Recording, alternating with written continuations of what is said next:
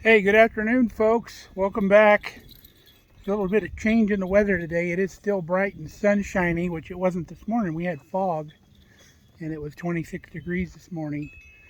But we're up to, I would say, about 50 right now. Got a few things to do here outside, so I'll take you along.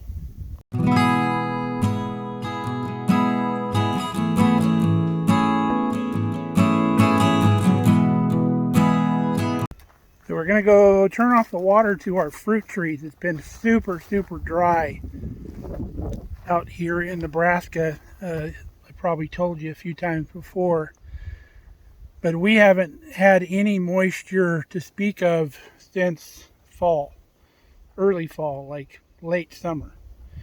So super dry here, super dry winter, no real snow, just a couple little dustings of snow. Everything seems to be going around Nebraska. And I'm standing on the back side of the greenhouse because the wind is blowing and I don't want to get you out in the wind. But we've got our line of fruit trees watering. I left the drip line on overnight, so I need to shut that down. But I was worried about our fruit trees not surviving all this dry weather, but they look like they're doing okay. And I was glad we were able to put some water on them in this little warm snap. These big trees are showing some buds coming on. I don't know how well you can see them. Looking nice. We got some huge crop off of these big trees last year. So now we need to go out and check the bees right over there. Even though it's only 50 degrees, the bees are out in force. It's early in the season for them.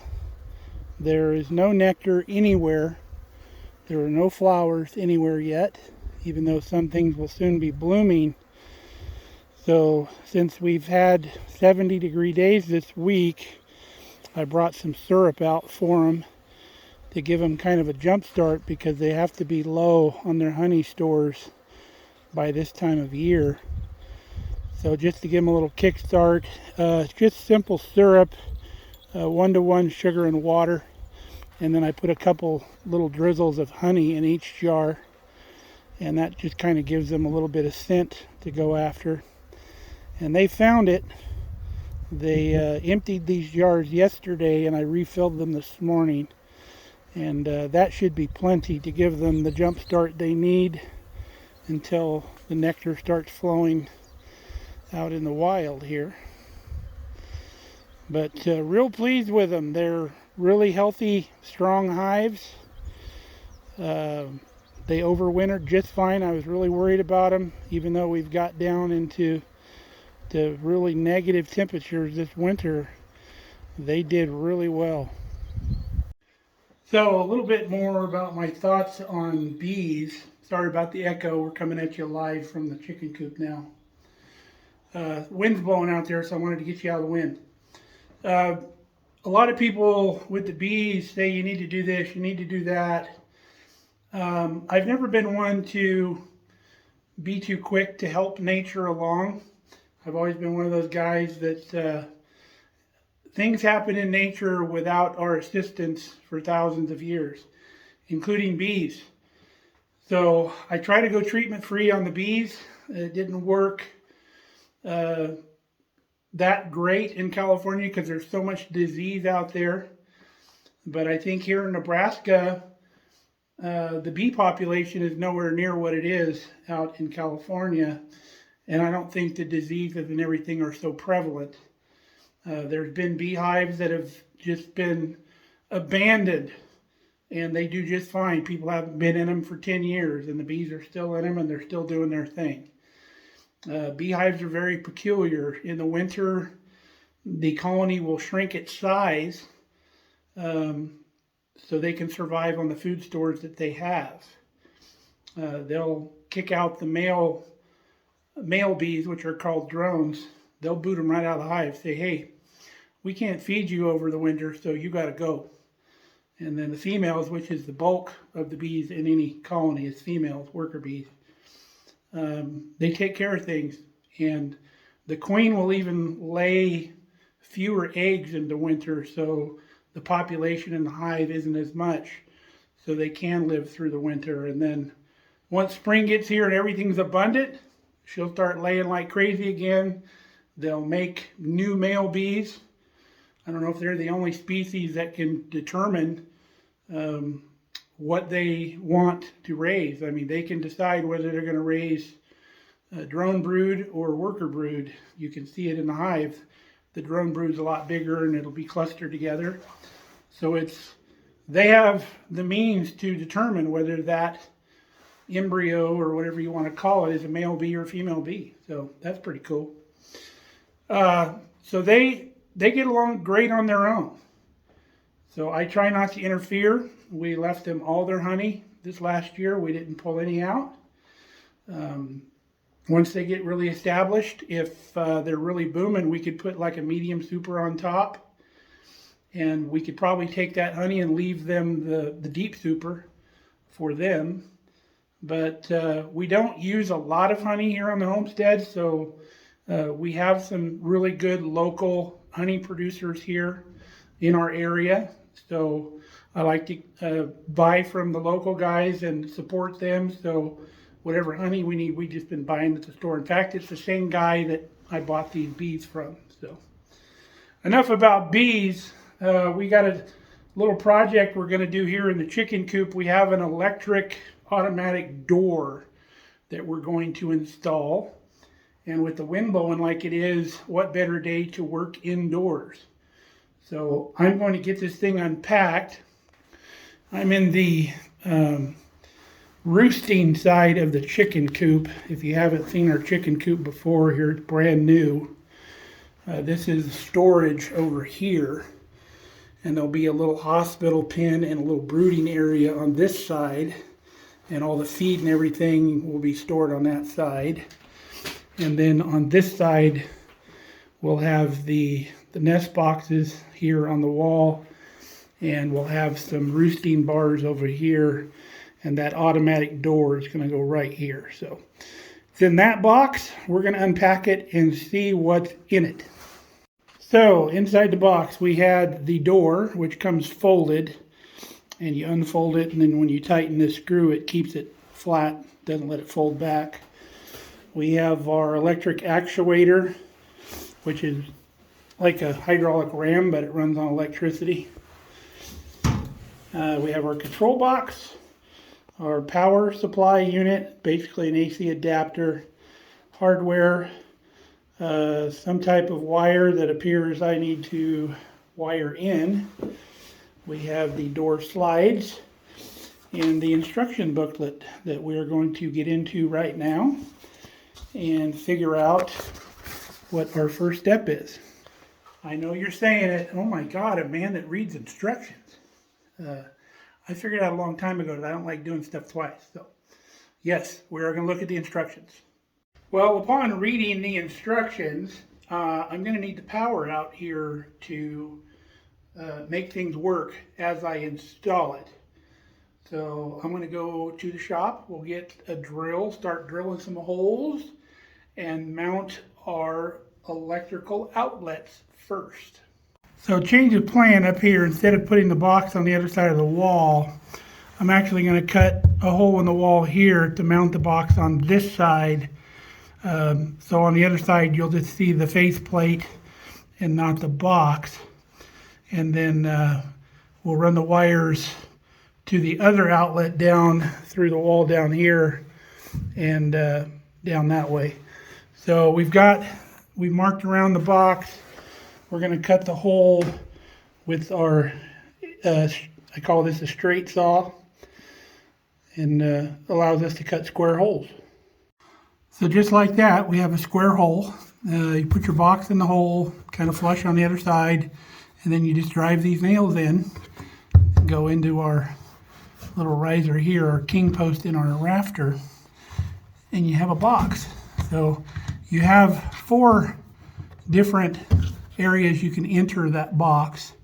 So we'll enter it from the bottom, and then we'll come out on the other side and down. Man, it's nice and cozy in here. I had to take my jacket off. Chickens are going to love it. So let's bring you up to speed to where we are. So we've taken the cover off of our box and we knocked out one of the bottom plugs here, the 3/4 plug, put in a wire clamp.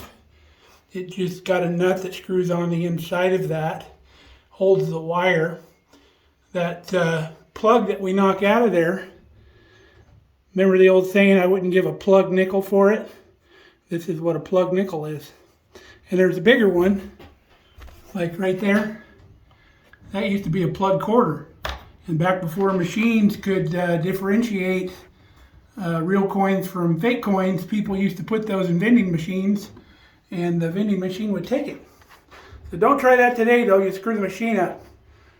So we've got our wire routed into the box, we're up through the hole, we're along the rafter, we turn the corner, we went into our box that we installed, and I'll show you the other side.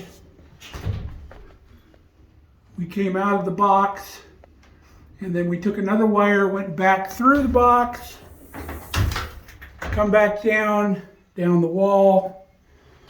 We've installed another box here for this side, came into that box, back out of that box, and then into that box. Originally I was going to put the plug on the other wall in there. We were going to put the plug here or here. Excuse me, here or here. So instead of doing that, I figured it might be better to put the plug in this wall. That way we don't have any exposed Romex in here with the live birds.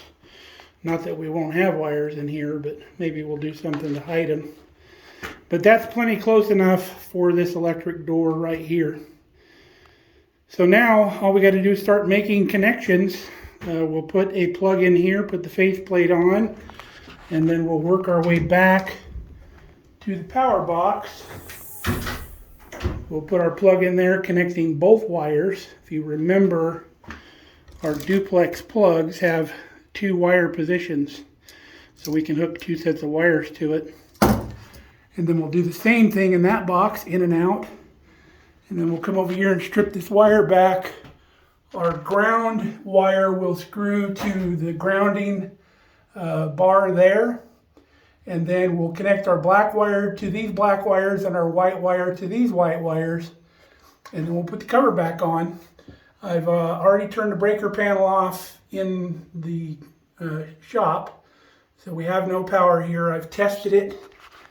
Not only did I do my light switch and the light didn't come on, we've also tested it with our wire tester. No juice. No juice anywhere here. So we're good to go. We're going to start making connections. Okay, we got everything connected. Got that outlet there. Got an outlet up there for Kelly's rope light she's going to put in here on a timer for the extended light hours that she needs. There's the back of that box. We came into this box. I always like to straighten out my wires. I don't know why. It's my OCD, I guess. So got that. Got it all connected. Everything connected. Let's go flick the switch and see if we got sparks. All right, we turned the breaker on and it didn't pop, so that's a good sign. So let's turn the light on. Yep, we have light. So let's check our outlets real quick. Make sure we got power here. That one's good. Let's go on the other side. That one's good. So I'm assuming that one up there is good because it all comes from there. So that's all she wrote for the wiring. So it's getting close to Kelly getting home. We're going to have to go to a birthday party. So we're going to finish this in the morning, but it's going to be on this video. So we'll see you in the morning. We'll be back just like this. And here we are. That was like a 3-day time warp.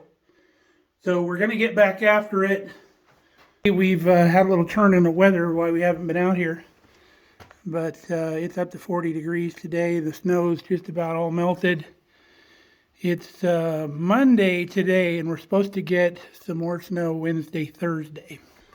But while we got some sunshine going out there and it's a little warmer, we're going to get back on this chicken coop door.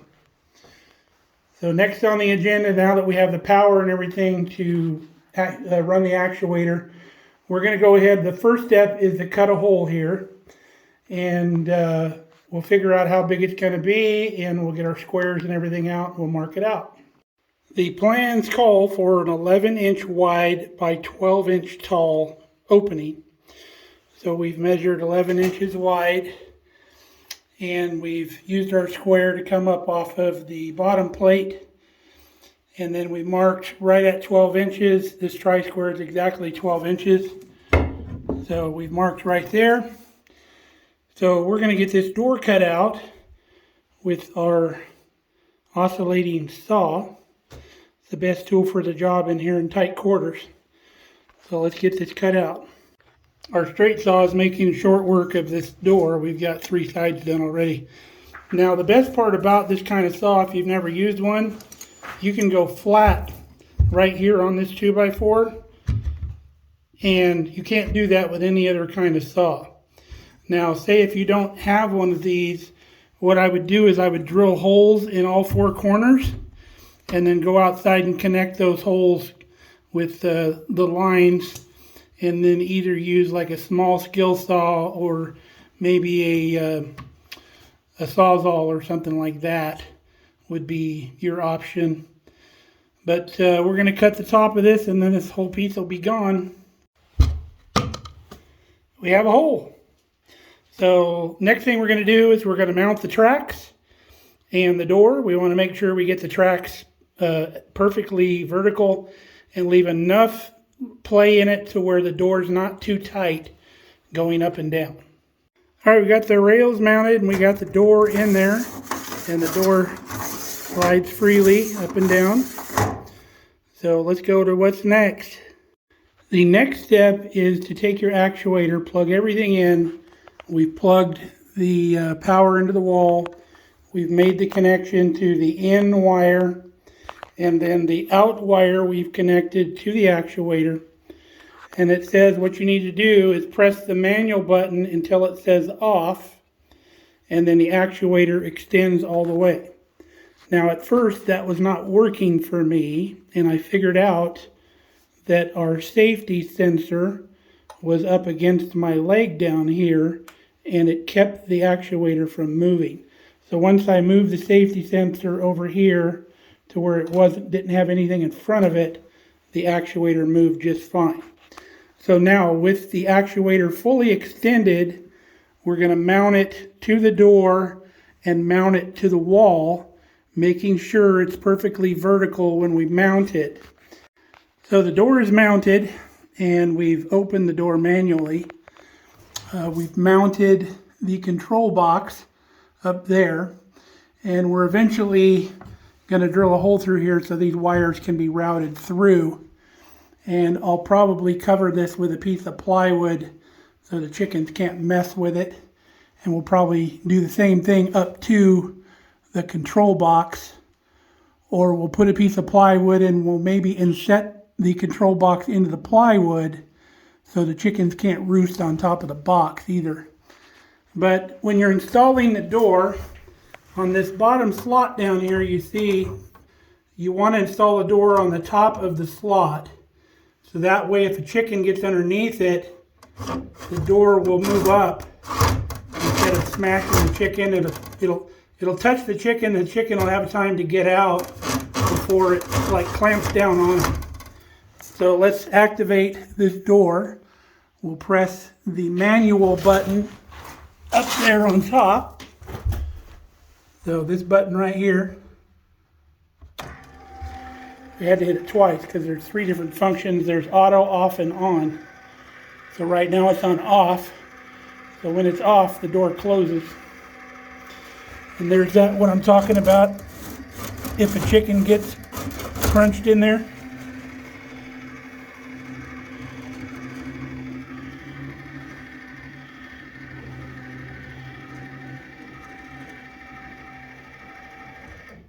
And our door is closed.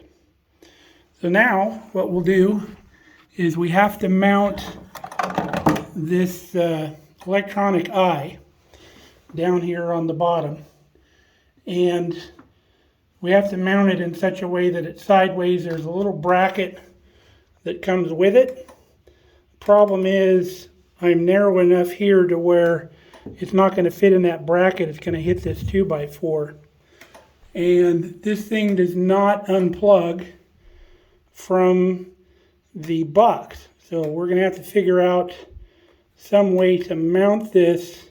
It looks like these nuts screw all the way on here. So what I'll probably do is I'll drill a hole through this stud, shove this sensor through, and then I can tighten these nuts through the stud this way. It looks like I have just enough thread to do that. So let me try to get this mounted and we'll see if it works. Well, actually, we can test it just by waving our hand in front of it. So let's open this door again. I got the sensor on my leg right here. Let's push our manual button twice. Okay, door is going down, so let's put something in front of the eye.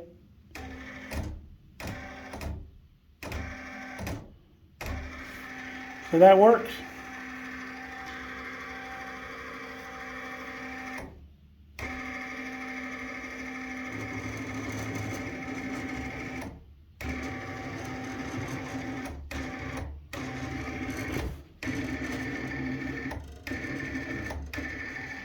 Looks like it works about 10 inches out. So that should be fine. If there's a chicken in that doorway, it'll catch it. So let's drill a hole. Hey, what are you doing, Pup? You can use that door too, huh? We've got these short little spade bits that are perfect for this application. And they've got the little locking lug here to where they fit right in my small driver. So we can get the hole drilled. And in fact, we've already got it done. Now, the sensor is supposed to mount on this screw down here. But down there, you're just going to get chicken legs. I'm thinking if I pick it up like I did, I'm going to get more of the body of the chicken. It'll be more of a mass for that sensor to detect. So let's get that sensor through the hole. So we've got our sensor mounted. And we drilled a 3/4 inch hole like you saw through the door. And all we did was turn the bracket around to where we could screw it on the outside of the 2x4 there. And we have figured out that the orientation of that sensor matters. So if you've got it turned the wrong way, it won't let the door close. So there's a little red light on the back of the sensor. And you want that red light to be facing in towards you. And then tighten everything to where it stays in, and then your door should operate just fine. But before we did that, it was pointed down, and I think it was picking up the bottom. I think there's like a flat beam or something that comes out of that. So let's activate the door and make sure that that sensor works. So we'll press the manual button twice, stick our foot in there. So if a chicken's coming in or out of the door, it'll stop and it'll let the chicken in or out. Hopefully they're coming in at this point. Here's a look from outside.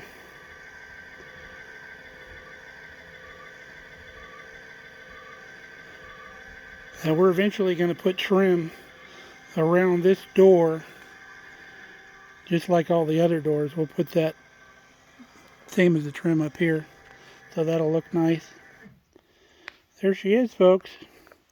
There's our automatic door. So let's do something about hiding all these wires. You can see now we've got the wires hidden in the wall here. And what we did, we just drilled a little hole here for this wire to go in. We left the bottom outlet because we have a heated water pan that goes down here in the corner. So we have the bottom outlet for that. We had to leave a space in here so we could open this door. Now on top, I've cut some 45-degree 1x4s. And what I'm going to do is I'm going to cut a piece of this siding to lay in here on a 45 to to keep the chickens from standing on here, because those pesky little buggers will. And hopefully that's enough of an angle to keep them off. And I've done the same thing down here. I'm going to put a flat piece right here, and then I'll put an angled piece over the top, so that'll cover the top of this actuator and these wires. So I'm going to go cut those pieces, and I'll show you what they look like once I get them installed. If you were wondering why I didn't come down to here with these 45 degrees, if you'll notice, for that angle, that's as high as it needs to be to come down to contact that. So we used to do that on roofs too. You'll see that that contacts the top of that. So you got to hold those up just a little bit. All right, there she be. I think it came out pretty good. I got the cover over the actuator here, so the chickens can't get those wires. We've got all the wires hidden in the wall right here. We've got our little angle pieces so the chickens can't roost on there. The only thing I might do is I might come back and put like a little cover thing over this, just to kind of keep that from getting messed with. Maybe a triangular piece that would go in here, and then I'll leave this down here to where you can get at it. But that would be the only thing I'm going to add. Now we need to tell you about some other features that this door has going on. If for some reason the actuator doesn't work out on the bottom, they say you can mount the actuator to the top slot as well, if you need room down there for some reason, or if the bottom of that actuator interferes with anything you got going on down there. The other thing they have that they send with the kit is this right here. This is an auxiliary power cord. It would plug in the place of this one here. If you were running your system on 12 volt, this is what you would wire to your battery or your solar power or whatever you're going to charge it or run it with, as long as it's 12 volt. And you can run it that way too. You don't necessarily have to have 110. So if you're in a remote location, get you a 12 volt battery and a small solar panel, and this thing will still work. Now they say you can also mount this on the outside of the building. I chose to mount it on the inside, so it will last longer. It even says that in the instructions. If you mount it in a dry location, it will last longer. Now, the plugs that these go into, this would go into the bottom of the plug, and there's a shroud that comes over this. So if you're in a wet location, make sure that that shroud comes down and you don't put it up like this where water can run down in that shroud. That's the only difference. And they do recommend that you cover the motor if you are going to mount it outside.